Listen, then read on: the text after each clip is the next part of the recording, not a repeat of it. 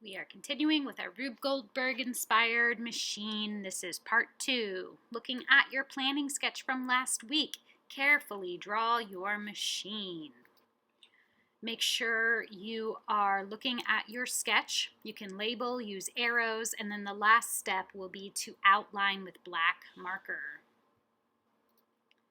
All right, so I've got my sketch right there. It's a little rough, and that's okay. And now I'm just going to draw it on my drawing paper, and I'm gonna just kind of clean up and fix any mistakes I made, and try to make things a little bit more representational of what they are. Like the plank of wood that I step onto, I am drawing it as it would look in 3 dimensions, and instead of a fulcrum that's a triangle, I've made it a beach ball.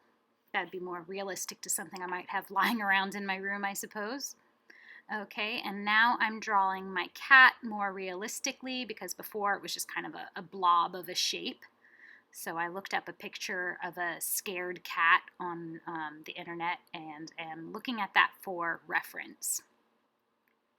So a little difficult to draw, but I'll figure it out. Trying to get the emotion of the cat to look scared. Draw a few little claws. All right, now my floating shelf, which is attached to the wall, again drawing that more 3-dimensionally.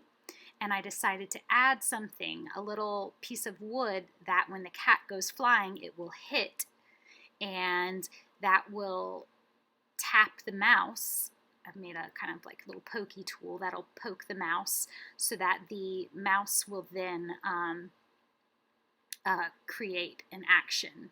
And this is where I had my tube, like a hamster tube, totally tubular. And so just making it snake around and down.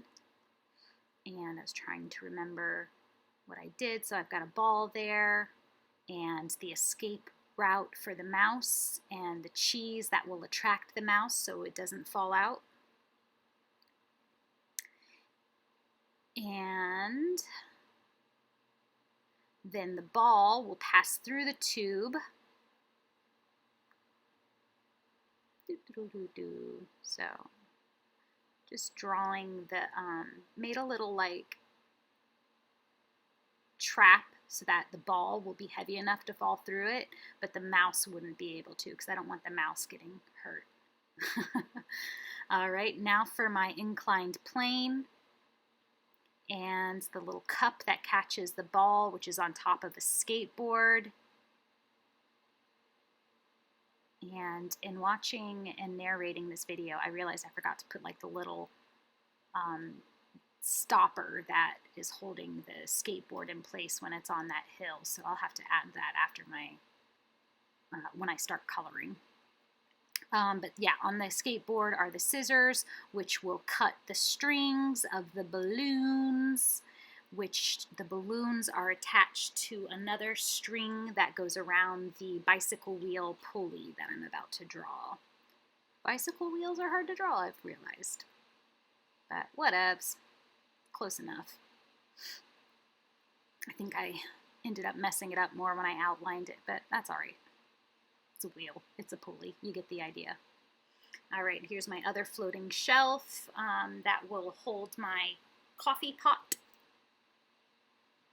All right, so I'm going to draw the pot first to make sure I give enough space. Now I've got the shelf, making it 3-dimensional. The coffee is pouring. Now I'm going to make, I've redesigned my coffee mug to look more like a cutesy one. And the table, making the table look 3-dimensional, and you'd only see 2 of the table legs. The other 2 are off screen.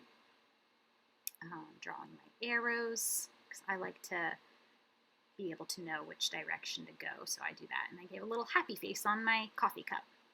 Now for the next step, which will be to outline in black. And I've sped up the video much more for this because it's basically just me outlining everything in black. You get the idea. I'm using a skinnier end of the Sharpie, but whatever you have will work fine.